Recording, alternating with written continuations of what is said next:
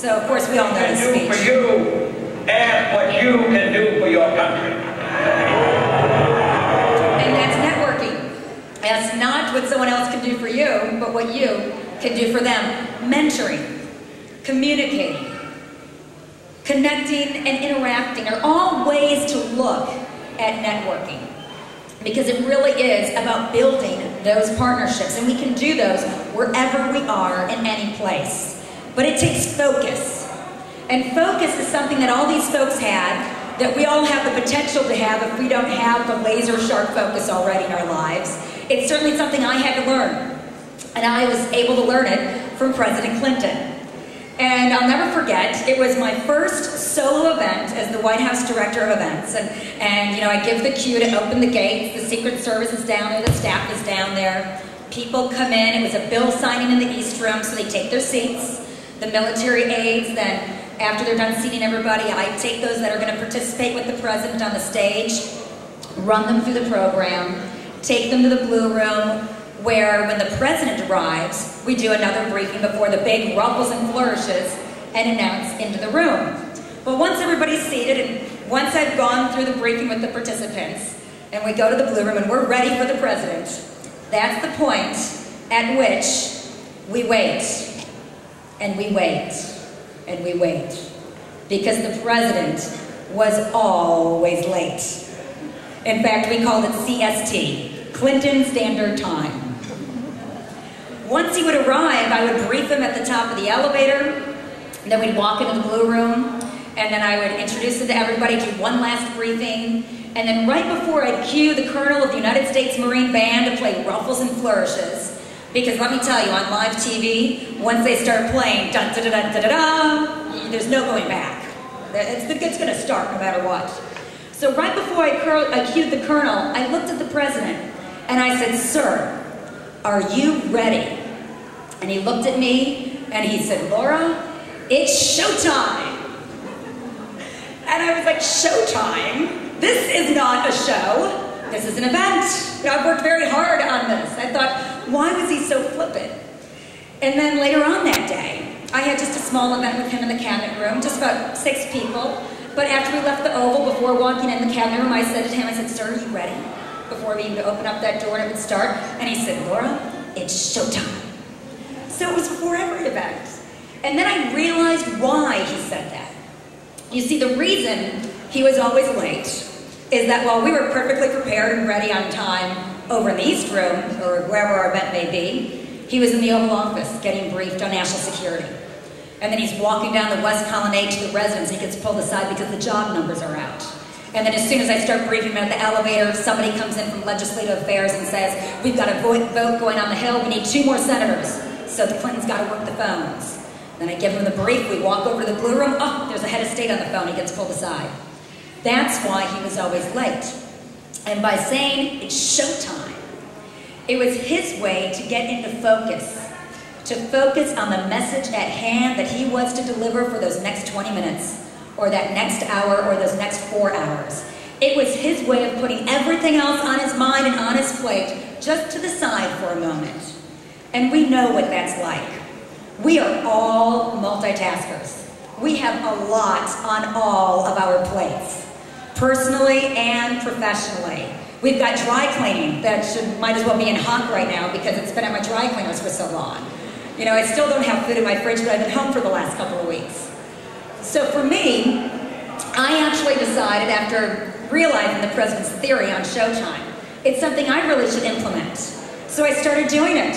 Before my next event and before I gave the cue to open the gates, I just kind of whispered to myself all alone. Must have looked kind of strange. There in the East Wing just saying, "Laura, it's showtime." But that's for me, when I, like all those other meetings I had the rest of the day, the next event coming up in a couple of hours, the messages that were stacked up, the email was there, the things I wanted to do personally, I just put that to the side for a moment, and my events became better. And now I use it in my own life as a business person. Before I get on a call with a client, I tell myself it's showtime, and I turn off my computer, or I turn to their website, I put everything else aside so they have my attention. And because we get so wrapped up in so many things, I even tell it to myself when I go to a family function. I had to go to my cousin's birthday, and I thought, "Laura, put down that iPhone, Don't worry about what's coming tomorrow. Just be present. This is time for the family. And I did. And so personally and professionally, the Showtime philosophy really does work. And I had to learn it from a guy that was a genuine multitasker. But of course, just like any actor, we can't just take the stage and go into an event, a conference or a Hamburger Hamlet. Well, not anymore because they're closed, but you get what I'm saying. We can't just go in and say, it's showtime, and come out 2 hours later with the next DreamWorks. Like every actor, we have to prepare. There are certain steps to take to get ready to make that impression, get that relationship, build that partnership, make that deal, build those bridges. And I start just like anyone else in acting. We gotta set the scene. We have to know that scene. And in my book I discuss, and for you I've laid out like 13 different social scenes. Now, some of them apply to all of us. Not all of us will have every one of those scenes in our lives. The inner circle is great, because those are friends of yours that you know so well that if you need to find a bridge to supply someone to get to where they're going, or you need a bridge where you need to go, you can tap into that inner circle. For me, that's my parents, my sister, close friends, Cassandra Gatto from TCW, who you'll hear from. Those are the people that you know you can talk to, that mentor you and you them, that connect each other. Children, I don't have any of my own, but my friends do. And those are the same friends that tell me, oh, my life is over. My kids, it's all about the kids. So they complain, they talk about not going out anymore. So I thought, well, I'm gonna go see them. They had their kids playing soccer. So I went out to the soccer field one Saturday, and I looked around. And yeah, there were like 40 kids on the field, right? Well, that means there's about at least 40, if not 80 parents on the sideline. Who are they? What do they do? You can make a soccer game just as productive.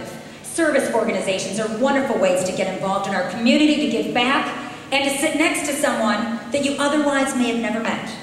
But because you both volunteer, because you're involved. Charity events are phenomenal.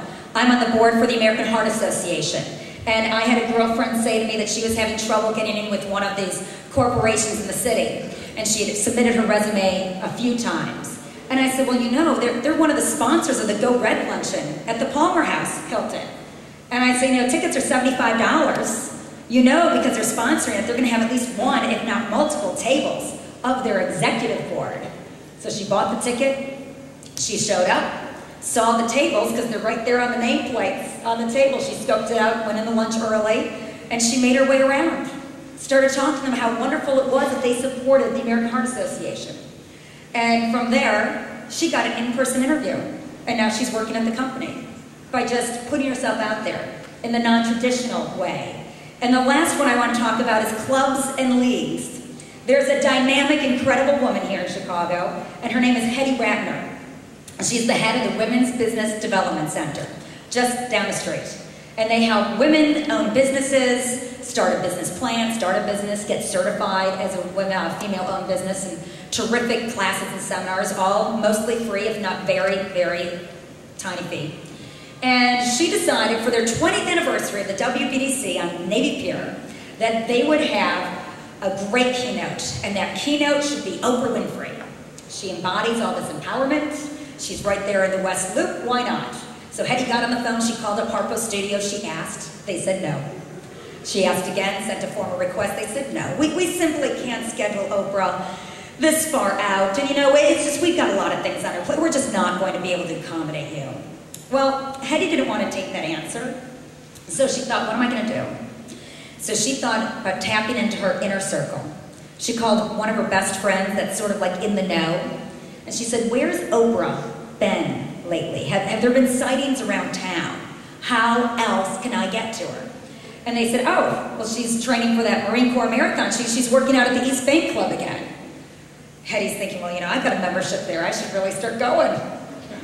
So Hetty did. She started going to the East Bank Club, and then she would just casually mention, oh, so I hear Oprah's working out here at the club. They said, oh, yeah. She's like, well, when does she get here?